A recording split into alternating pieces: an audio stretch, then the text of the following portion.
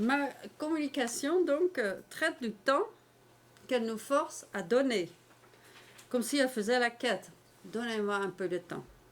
Le raccourci est normalement compris comme un procédé au service de la production perspectivale d'une illusion d'espace tridimensionnel sur une surface à 2 dimensions.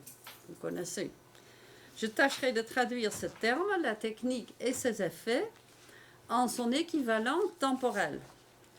Là, le procédé sert à la production d'une temporalité, d'une mobilité dans un médium immobile.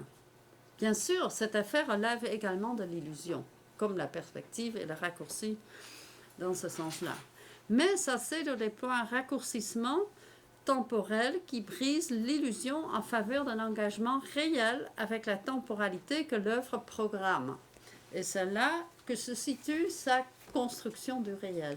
Il n'y a donc pas construction dans le sens de représentation, mais de sollicitation. L'exposition positionne les pièces dans un passé dans lequel on les utilisait, dans le domaine privé, non spectaculairement. Qu'en faisons-nous maintenant que le fait même qu'ils se trouvent dans un musée indique que le domaine privé où ils appartiennent a été violé?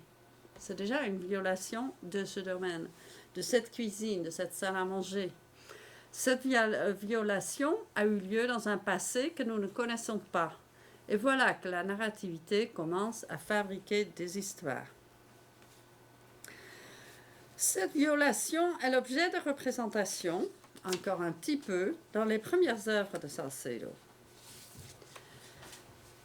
Des chaises sont couvertes d'une peau fine de dentelle, comme si incrustée dans le bois.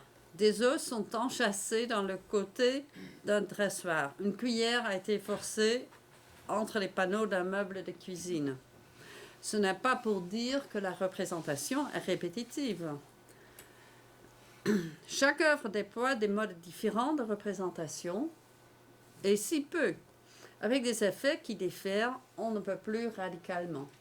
On voit à peine encore la chaise, mais ce n'est pas la chaise qui est représentée. Alors je vais entrer dans quelques détails sur 2 œuvres, de ses débuts, plus ou moins, des années 90.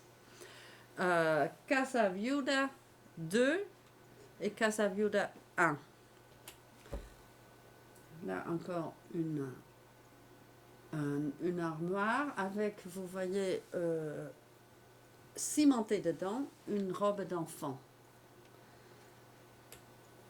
Voilà. Elle date de quand ces pièces? Toutes ces pièces que je vous montre d'abord sont des débuts des années 90. Alors voilà, vous voyez ici un meuble avec dedans une fermeture éclair. Vous voyez la fermeture éclair? Ça se voit clairement. Une fermeture éclair forcée, je ne sais comment, dans un bureau. C'est Casa Viuda 2 de 1993-14. Moins explicitement que dans les pièces intitulées Untitled Furniture que vous avez vues tout à l'heure, où les meubles ont été enterrés dans du béton, mais pour cela même sans doute avec plus d'efficacité, ici la fermeture éclair apparaît discrètement comme une trace, la trace de quelqu'un disparu dans le meuble. À côté d'elle, la texture d'un morceau de denim, de ce matériau, ce tissu, transparaît juste à côté, à travers la surface en bois, mais si peu. Le bureau, comme blue jeans, sans bleu, sans porteur. Où est le porteur? Les jeans enterrés anthropomorphent le bureau, mais aussi déshumanisent la présence humaine. Donc il y a une tension incroyable ici entre la vie et la non-vie.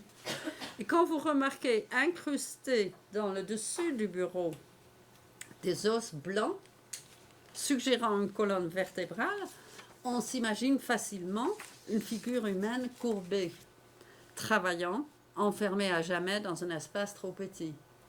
C'est assez cruel presque, sauf que ce n'est pas vraiment une représentation d'un corps. Une figure en jeans courbée, on peut l'imaginer, mais on ne peut pas le voir. L'image d'un esclavage contemporain n'est justement pas là, mais évoquée. Mais si le pantalon suggère un travailleur sous-payé, masculin sans doute, l'identité de sexe et de classe recule avec le morceau de tissu dans le bois qui les a mangés, qui les a disparus, un verbe qu'en Colombie on utilise comme actif et transitif. L'anthropomorphisme reste transféré maintenant à l'œuvre dans son ensemble. La porte et le bureau attachés, la porte plus grande que la mesure humaine, dominant le bureau moins grand que l'homme qui l'enferme. Un enfant qu'un adulte empêche de rentrer dans la maison. Casa Viuda 1, qui a commencé plutôt en 1992, mais aussi jusqu'à 14. Là, on voit le tissu et la dentelle dans la petite chaise en bas, qui dénote irrésistiblement et immédiatement une identité sexuelle des victimes, rendent les meubles totalement anthropomorphes et y connotent l'innocence. L'artiste n'est pas d'accord avec mon interprétation de cette pièce d'ailleurs. Et elle accepte que je la présente quand même. Si elle était là, on pourrait discuter. Les pieds courbés de la chaise ressemblent des pieds pointus d'une danseuse de ballet. La jupe de dentelle que vous voyez enfermée derrière, reléguée vers l'arrière de la pièce jusqu'à la porte, piégée à jamais, évoque des jeunes femmes comme fabricantes et comme usagères de ce matériel. Exposée et comme repassée dans la chaise, les jambes écartées, sa jupe tombant par derrière. Pour moi, et c'est là que l'artiste n'est pas d'accord, la scène de viol et de meurtre est difficile à tenir à l'écart.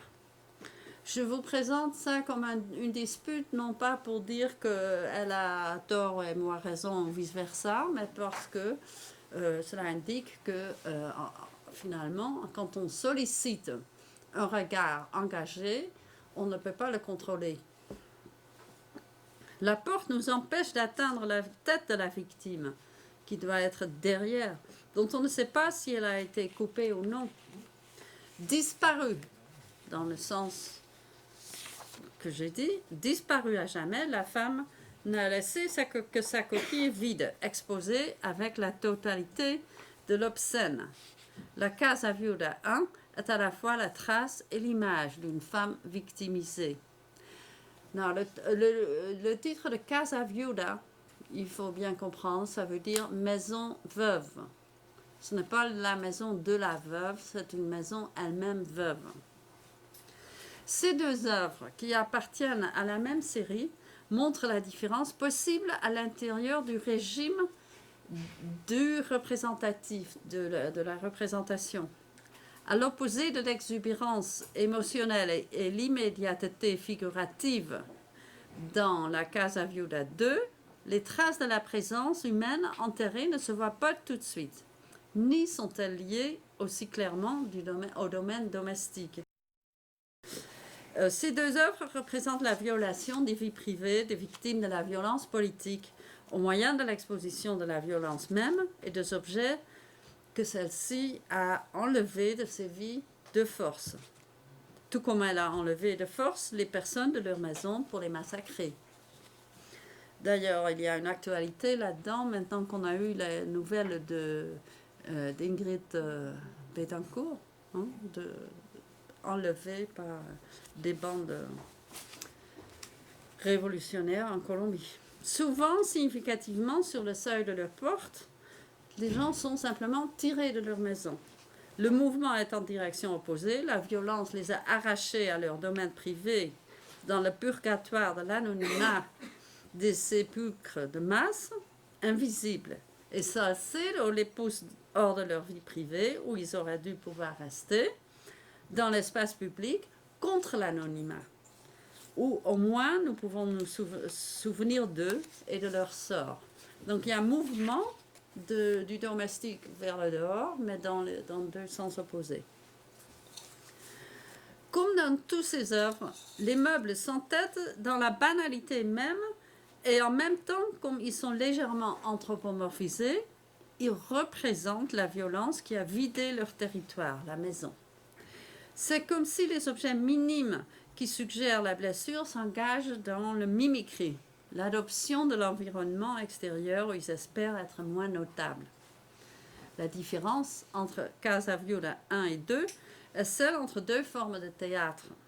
L'une dérivée du mélodrame comme forme de culture populaire, l'autre du minimalisme réfugié dans l'art avec un grand A.